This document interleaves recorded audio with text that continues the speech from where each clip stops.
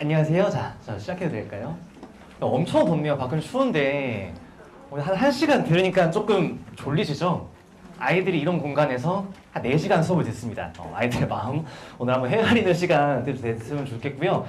정식으로 한번 인사드리겠습니다. 저는 이제 내년 2026학년도 수능 수학 어떻게 공부해야 되는지 이 주제 가지고 설명드리기 위해서 이 자리에 섰고요. 수학 가르치고 있는 이상훈이라고 합니다. 일단 간단하게 그냥 프로필 소개만 드리면은요. 아까 원장님이 말씀해 주신 것처럼 서울대학교 수학교육과를 졸업했습니다. 원래 그 고등학교 학생 때의 별명이 그 임낙계였어요.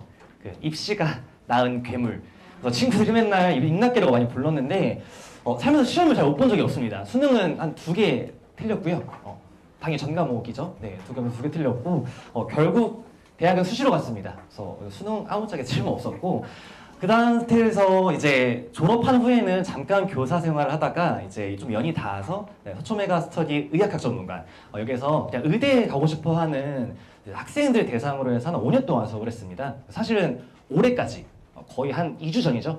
2주 전까지 여기서 계속 수업을 하다가 제가 올해 한번 새로운 좀 도전을 한번 해본 게 있어요. 결과물이 좀 되게 좋게 나와서 내년부터는 강남대성이라는 곳에서 수업을 아마 예정하고 있습니다.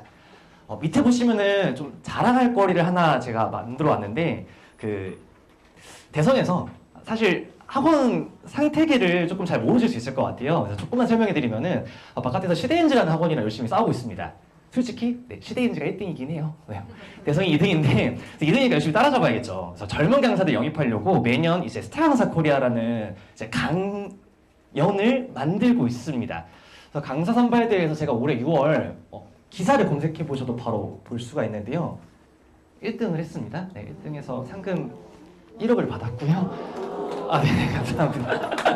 네. 근데 뭐 사실 이게 중요하진 않죠. 아이들 가르치는 그러니까 강의력이랑 그다음에 여러 가지 필기 점수 다 합산해가지고 대략 한 1,400명 정도 강사가 지원했다고 들었는데요. 모든 과목 통틀어서 제가 1등 했다는 사실 살짝 어필해드리고 네, 다음으로 넘어가겠습니다. 자, 본격적으로 이제 좀 입시 관련된 얘기 좀 해드릴게요.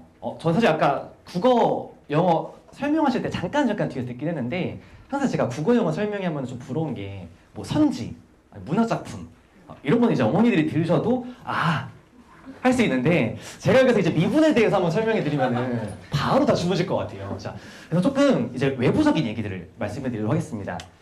숫자가 엄청 많은데요. 작년에 한번 나왔던 자료입니다. 그래서 전국 의대 합격자 중 N수생 비율에 대한 데이터가 원래는 제대로 공개된 적이 없어요. 근데 재작년에 이제 국회의원에서 국정감사 때 한번 좀 의대 열풍 때문에 자료를 요구해서 정확한 수치가 나왔습니다. 숫자들이 굉장히 많지만 딱 2가지만 보시면 될 것 같아요. 국립대 의대 중에 N수생 비율 81.1%입니다. 사립대 의대 중에 재수생 비율 75%, 전체 의대생 중에서 N수생 비율 78%. 그러니까 감이 오시죠? 대략 80%가 됩니다. 자, 그 말은 무슨 말이냐면은 정시로 대학 갔을 때 그냥 걸어다니는 의대생 중 5명 중에서 딱 1명만 딱 20살.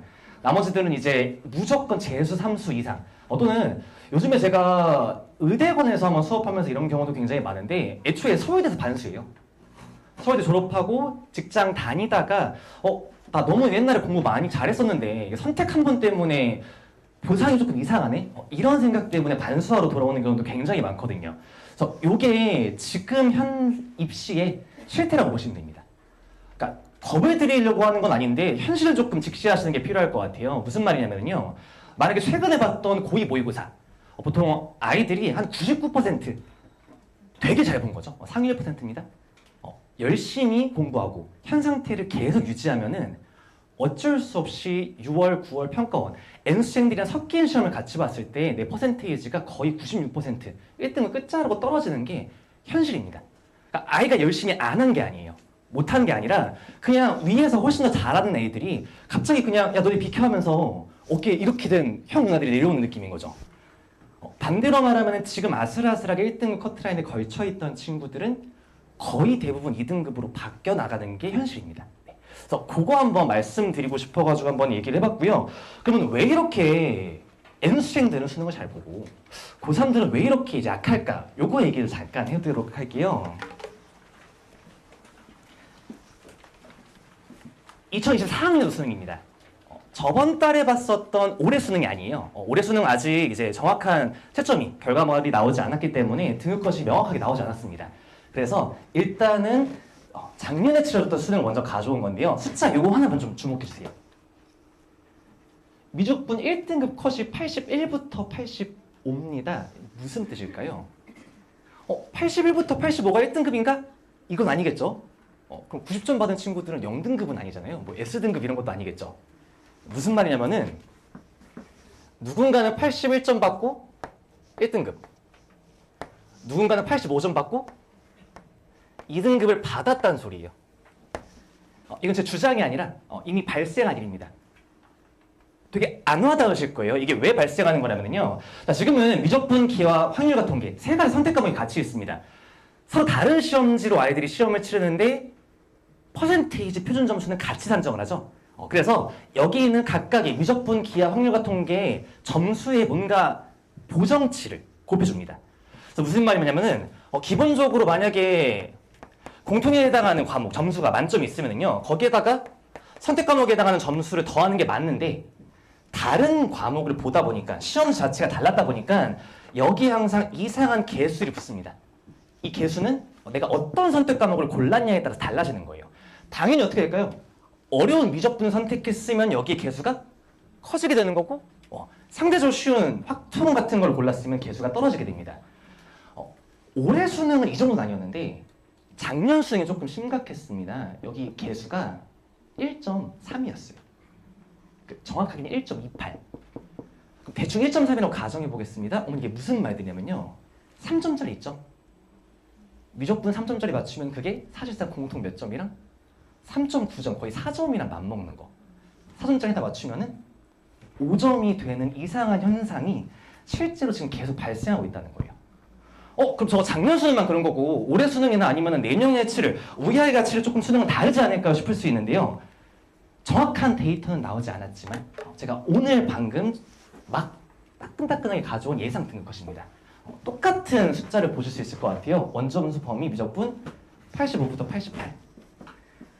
이런 일들이 발생한다는 거죠. 조금 더 그래서 이해를 좀 도와드릴게요. 왜 그러면 이런 일들이 발생할 수 있냐? 극단적으로 가정해 볼 수가 있을 것 같아요. 아까 81점 받고도 1등급 받는 친구들은 뭐가 되는 걸까요? 19점이 깎였는데 전부 다? 공통에서만 깎인 거예요. 그냥 19점 끝. 근데 얘는 15점을 깎였는데 사실 몇 개 안 틀렸는데 전부 다 뭐가 되면, 만약에 얘가 미적분이라고 가정한다 치면은요, 아까 말씀드린 것처럼 개수가 붙겠죠. 1.3 붙으면은 얘가 더 커집니다. 그래서 이런 현상들이 발생해서 뭔가 이렇게 등급 컷에 문제가 발생할 수 있구나. 사실상 그러면 어떤 느낌으로 해석하시면 되냐?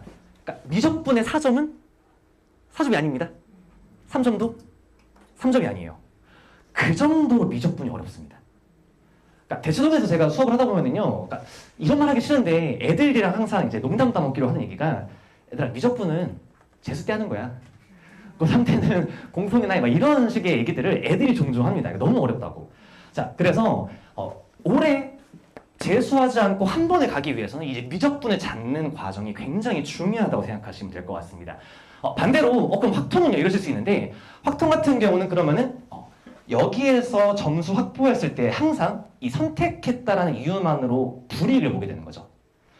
미적분 선택했을 때 1.4에 붙었다고 치면은 확통은 항상 1보다 작습니다. 0.9 이런 숫자들이 붙게 돼요. 그러니까 골랐다는 이유만으로 표준 점수가 떨어지게 되는 거니까 앞에서 같이 볼 수 있는 공통 과목에서 점수를 최대한 디펜스하는 게 굉장히 중요해진다고 보시면 됩니다.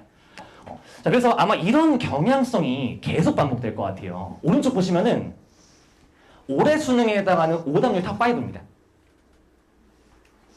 1위부터 5위까지 제가 가져왔는데 그 중에 미적분이 몇 개죠? 3개입니다. 재밌는 게 뭐냐면요, 그 미적분 선택 과목은요 4점짜리가 3개예요. 그 4점짜리 3개가 다 탑5입니다. 공통은 선택 과목, 공통은 4점짜리 몇 개일까요? 10개거든요. 그러니까 10개 중에 탑 1, 2보다 그 선택 과목 미적분에 달려있는 4점짜리들이 훨씬 더 어려운 현상. 심지어 더 슬픈 현실은 5번, 28번 객관식입니다. 객관식인데 정답률이 그럼 30%가 되는 거네요. 사실상 실질적인 오답률은 여기 2등, 3등 사이로 더 넘어가기 때문에 정말 미적분이 어렵구나 이해해 주시면 될 것 같아요. 자, 그래서 앞으로 그러면 올해 내가 대비를 어떻게 해야 되냐? 수원수투 같은 경우는 틀리면 안 된다는 마음가짐. 아마 이제 1년 동안 아마 1학기 때 수원, 2학기 때 수투 아마 기출문제, 뭐 자일 스토리나 이런 다양한 내용들을 학생들이 분명히 공부했을 겁니다. 어떤 자료보다 기출문제가 좋다라고 하는 거를 아이들이 더 잘 알고 있어요. 그래서 분명히 공부했을 테지만 우리는 절대로 틀리면 안 된다는 마음가짐으로 시험에 임해야 되기 때문에 1월부터 훨씬 더 집중적으로 쉬운 거 수능 이 정도까지 나올까 하는 의심, 걱정 같은 거 하지 말고 충분하게 대비하고 그 다음에 수투의 가장 큰 특징입니다.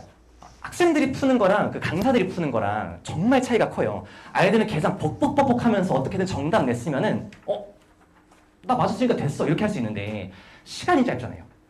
남은 시간들도 선택 과목에 굉장히 많이 투자해야 되기 때문에 이 최적화하는 과정이 굉장히 중요합니다. 수투를 잘하는 재수생들 아니면 강사들 풀이 보면은 학생들과 아예 다릅니다.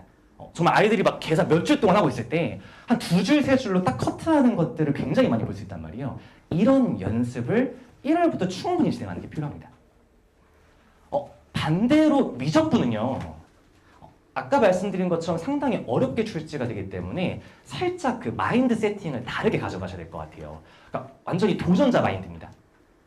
사전자 하나 맞추면은 플러스 되는 점수가 굉장히 크고 굉장히 다양한 학생들이 열심히 공부했지만 아까 같은 오답률이 나온 거란 말이에요. 그래서 한 문제 한 문제 바라보는 관점 자체를 굳이 서두르고 굳이 욕심내지 않고 일단 과하게 어려운 문제 풀다기보다는 일단 현실적으로 내가 개념 이해하고 풀 수 있는 것부터 조금씩 올라가면서 1년 동안 언젠가 내가 그러면 저 고난도 문제까지 풀 수 있겠다. 이런 좀 길게 보는 마인드로 접근하시는 게 필요할 수 있을 것 같습니다. 그래서 이게 지금 현 상태, 현 이슈 체제에서의 그 과목에 해당하는 특성들에 대해서 한번 설명을 드렸고요. 그러면 이를 대비하기 위한 제가 가지고 있는 컨텐츠들 자세하게 설명드리고 한번 마무리 짓겠습니다. 일단 시즌 1 3월 한 둘째 주까지 보통 학평 기준으로 구분을 하기 때문에요. 10주 정도 예상하고 있습니다. 그래서 이때는 아까 말씀드린 것처럼 수원, 수투는 기출문제를 굉장히 많이 다루고요. 기출문제로 끝나지 않고 엔젤을 같이 다룹니다. 저 고2 때 이미 기출문제 다 다뤘는데요. 이런 학생들이 굉장히 많은데 어차피 수업 들어오면은 알아서 아이들이 겸손해집니다. 저랑은 풀이가 아예 다른 것들을 굉장히 많이 경험하게 될 거고요. 심지어 제가 의대생들 아니면 뭐 서울대에서 반수한 애들이랑 수업을 하다 보면은 나중에는 애들이 자기들이 맞춘 문제도 쌤, 근데 쌤은 이거 어떻게 풀었어요? 이렇게 들고 올 정도입니다. 그러니까 제 풀이가 그 정도로 좀 특별하다는 거 좀 강조드리고 싶고요. 자, 대신에 미적분 같은 경우는 바로 이런 식으로 기출문제 막 들어가는 게 아니라 천천히 조금 수업 진행한다 생각해 주시면 될 것 같고요. 아래쪽에 좀 제가 자신하는 겁니다. 모든 수업에서 항상 손해수를 제공합니다. 수학을 굉장히 못하는 방법 중에 하나가 필기를 열심히 하는 겁니다. 네, 필기 열심히 하다가 이 문제의 본질, 이 문제풀이의 핵심을 놓치고 일단 그냥 받아쓰기만 하면 사실 머릿속에 남는 게 없죠. 제가 그 시간을 굉장히 좀 싫어하기 때문에 아이들의 시간을 조금이라도 아껴주기 위해서 조교 동원해서 제가 판수하는 모든 내용과 일치하는 수업들, 그래서 손해설로 제공하고 아이들은 수업 때 최대한 이해만, 그 상태에서 그냥 집 가면은 그대로 예쁘게 칼라본으로 나와 있는 모든 손필기들을 그대로 가져갈 수 있다고 하는 게 제 교재의 가장 큰 장점이지 않을까 싶습니다.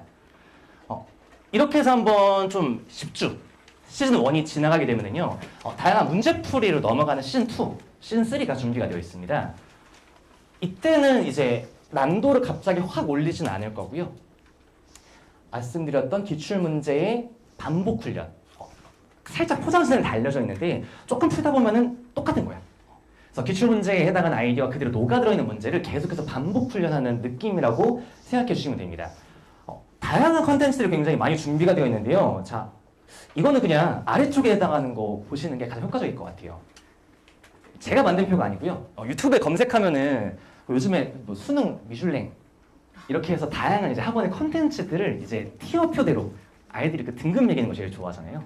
그래서 그 유튜브에 나와 있는 걸 그대로 가져왔습니다. 당연히 시대인재 자료와 대성 자료가 1, 2등을 같이 자리하고 있습니다. 그래서 시대인지 자료와 그 다음에 대성 이렇게 계속해서 반복되는 내용들을 볼 수 있는데요. 제가 올해 대성에 입성하게 되다 보니까 굉장히 특별한 혜택을 받았어요. 원래는 제가 시대인지 자료를 쓰면은 올해 나온 자료만, 그러니까 선별도 못하죠. 그러니까 나와 있는 그대로의 그 한글 내용 자체로 제가 어쩔 수 없이 수업을 해야 되는데 하다 보면 이게 아무리 유명한 자료라도 좀 별로인 문제가 섞여 있습니다. 이거 좀 오바 같은데? 근데 어쩔 수 없죠. 이미 들어가 있고 애들은 샀으니까 좋은 문제처럼 제가 수업을 해야 된다는 단점이 있습니다. 근데 제가 대성에 들어간 상태다 보니까 모든 연도, 여태까지 한 10년 넘게 쌓아온 자료들을 제가 다 받게 됐어요. 그래서 굉장히 좋은 문제들만 골라서 아이들에게 선별적으로 제공해 줄 수 있는 혜택, 요거를 굉장히 자신하고 있고요. 심지어 올해 나오는 새로운 자료, 문제들이 조금씩 트렌드가 바뀌기 때문에 그거에 대응하는 건 사실 대기업밖에 없습니다. 그 자료들도 그대로 갖다 쓸 수 있다는 굉장히 큰 혜택을 가지고 있다. 시즌 2, 3는 이런 식으로 준비가 된다 보시면 될 것 같습니다. 그래서 이제 개강하는 일정은요, 미적분 같은 경우는 수요일, 그 다음에 공통 과목을 토요일에 세팅해놔서 시점은 이런 식으로 정리가 되어 있다. 확인해 주시면 될 것 같고요. 조금 과목에 따른 디테일들만 조금 설명해드리고 끝낼게요. 아까 말씀드린 미적분이 좀 어렵습니다. 그래서 개인적으로 가장 추천드리는 거는 아이들 기말고사 끝나죠. 기말고사 끝나면은 그러면 이런 12월 말 또는 1월 초에 개강하는 다양한 고3 수업들 시작하기 전에 꽤나 사이에 텀이 있을 겁니다. 이때 웬만하면 인강 한번 돌리는 걸 기본적으로 추천드리고요. 너무 어려운 그 긴 풀커리를 다 타실 필요는 없고 한번 그냥 내가 미적분 돌리기 위한 간단한 기본 개념에 해당하는 내용만 쭉 수긍하고 오셔도 굉장히 도움이 많이 될 겁니다. 단 거기다가 추가로 더해서 미적분 같은 경우는 주 1회 수업에 더불어 한 4회 정도 예상합니다. 그래서 겨울방학에만 월요일 1시부터 4시까지 추가 수업을 조금 준비하고 있고요. 그리고 이 중에서는 우리 아이가 정시로 가고 싶다라고 하는 분들도 계시겠지만 나 정시까지는 필요 없고 등급만 따면 되는데 그리고 내신도 너무 중요한데 하는 분들이 있을 거예요. 내신 같은 경우는 공통은 아예 휴강을 합니다. 수원수2 같은 경우는 고3 때 아마 내신으로 들어간 학교는 거의 없을 거고 전부 다 미적분 아니면 확통 이런 식으로 내신에 들어가는 이 미적분 수업만 확실하게 조금 집중하는 기간들을 조금 준비하고 있고요. 끝나면은 다시 수원수2에 해당하는 내용과 완벽하게 수능을 대비하는 기간으로 다시 돌아가게 됩니다. 그래서 이런 식으로 준비되어 있고요. 마지막으로 관리에 대해서 얘기하고 끝낼게요. 자, 클리닉 시간이 준비가 되어 있습니다. 다른 강사분들도 클리닉을 굉장히 많이 하지만 조금 특별화가 되어 있는데요. 일단 자료가 제가 굉장히 많이 갖추셨다고 했잖아요. 그래서 클리닉을 했을 때 기본적인 단점은 성실한 학생들만 옵니다. 질문이 필요한 학생들은 안 와요. 그럼 성실한 학생들이 보통 성적이 높겠죠? 그럼 와서 질문할게? 없습니다. 질문이 필요한 애는 집에 있어요. 그래서 이런 현상이 발생하기 때문에 클리닉 같은 경우는 제가 무조건 추가 자료를 만들어 놓습니다. 그래서 지금 준비하고 있는 거는 완벽하게 준킬러 모의고사. 22번 킬러급에 해당하는 문제들 말고 아이들이 상대적으로 시험에서 가장 변별력 있는 등급을 가르기에 가장 적합한 14번, 21번 보통 5단계로 따지면 3등, 4등에 해당하는 문제들만 싹 모여있는 그런 준킬러 모의고사들을 계속 준비하고 있어서 내가 조금 성적이 좋아요. 수업도 잘 따라와. 그러면은 그때 아이들도 클리닉에 와서 계속 준킬러 모의고사 한번 풀어보면서 감을 계속 유지할 수 있는 형태로 또는 내가 성적이 조금 부족해. 수업을 따라가는데 아니면 숙제를 진행하는데 조금 어려움이 있다 싶으면은 그때는 조교들에게 질문하는 방식으로 클리닉 시간을 활용해 주시면 좋을 것 같습니다. 그리고 이 클리닉 조교들은 거의 다 이제 김포고 학생들로 준비를 해놨거든요. 안 그래도 제가 올해 당연히 김포고 가르쳤던 고3 아이들 중에서 확정은 아니죠. 아마 서울대에 갈 것으로 예상되는 이미 수학을 막 96점 이상 받은 학생들이 몇 명 있기 때문에 그 아이들을 이미 조교로 다 포섭을 해놨습니다. 플러스 걔들이 친구를 데려오겠죠. 네, 그래서 조교에 해당하는 질문들 보통 이제 제가 이 김포고 이 지역에 해당하는 조교를 굉장히 좀 강조하는 이유는요. 외부 학생들 같은 경우는 수학은 잘할 수 있는데 이 지역 특색, 학교 특색에 대해서 좀 이해도가 떨어지다 보니까 아이들이 뭔가 수험생활 하다 보면 궁금한 게 많이 생길 수 있잖아요. 이런 걸 질문할 곳이 없는 경우가 있는데 학교 선배나 아니면 근처 학교라고 하면 확실히 도움받는 것들도 굉장히 많을 것 같습니다. 그래서 이런 식으로 커리큘럼은 준비가 되어 있다 보시면 됩니다. 그래서 긴 얘기 들어주셔서 너무 감사하고요. 저한테도 사실 굉장히 변화가 큰 해가 될 것 같습니다. 그래서 처음으로 돌아가서 강사 생활을 처음 시작했었던 마음으로 돌아가려고 하고요. 제 마음이 뭐가 더 중요하겠습니까? 강사가 학생들에게 그리고 학부모님에게 제공할 수 있는 거는 성적이겠죠. 확실하게 명확한 성적으로 보상드리기를 약속드리겠습니다. 네, 지금까지 긴 얘기 들어주셔서 감사하고요. 이상훈이었습니다.